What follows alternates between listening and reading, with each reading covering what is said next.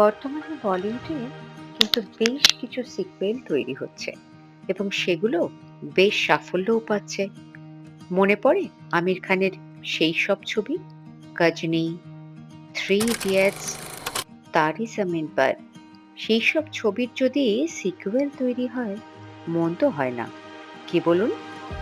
Blockbuster ছবি three idiots এর sequel নিয়ে বেশ কয়েক বছর ধরেই জল্পনা চলছিল এবং ভক্তরা মূল কলাকুশলীদের ফিরে আসার আশা করছিলেন।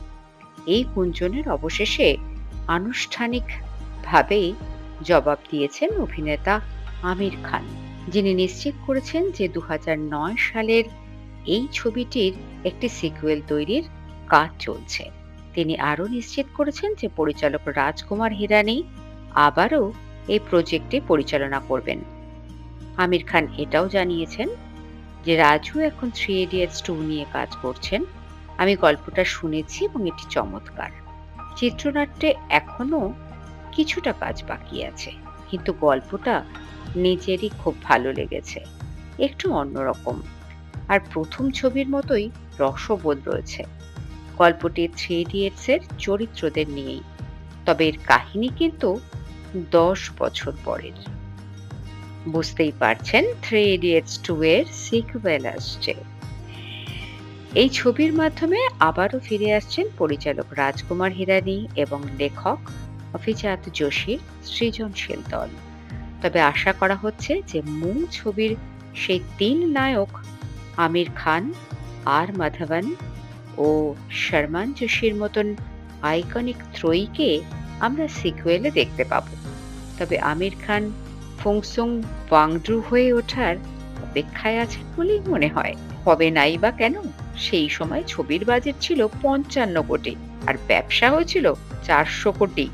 মানে ছবির লাভের অংশটা নিশ্চয়ই বুঝতে পারছেন। তবে হ্যাঁ, এই ছবি পূর্ণাঙ্গ বিনোদন প্রদানকারী শ্রেষ্ঠ চলচ্চিত্র বিভাগে জাতীয় চলচ্চিত্র পুরস্কার লাভ করেছিল। তবে তাদের প্রত্যেকের অভিনয় নিঃসন্দেহে প্রশংসার যোগ্য। এরকম ব্যঙ্গাত্মক কমেডি ড্রামার মতন চলচ্চিত্র, যেখানে কোনো অ্যাকশন বা থ্রিলার ছাড়াই ছবি সুপার ডুপার হিট, তা বোধহয় থ্রি ইডিয়টস ছাড়া আর কোনো চলচ্চিত্রে পাওয়া যায় না। তাই এই সিনেমা দর্শকদের আশা প্রত্যাশা আরো অনেক বেড়ে যাচ্ছে। এখন ছবির নির্মাণ কাজ ও কুশীলবদের বেছে নিয়ে কাজ শুরুর পরিকল্পনা। তবে নিরাশ হবেন না, আমির খান তো থাকছেনই, আর তার মতন এরকম একজন অভিনেতা একাই একটা চলচ্চিত্রকে কাঁধে টেনে নিয়ে যাওয়ার ক্ষমতা রাখেন।